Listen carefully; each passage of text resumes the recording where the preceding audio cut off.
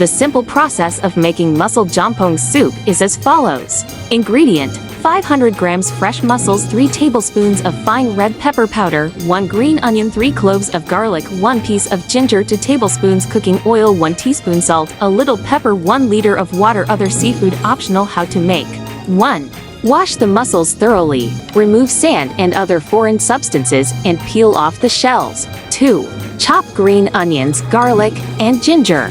3. Put cooking oil in a pot and fry the chopped green onions, garlic, and ginger. Turn off the heat and add 3 tablespoons of fine red pepper powder and continue to stir fry. 4.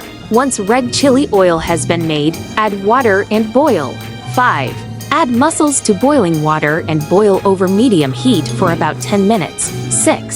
Season with salt and pepper, and finally add the rice wine and boil. You can easily make mussel jjamppong soup like this. You can cook it to your personal taste by adding your favorite seafood or seasonings.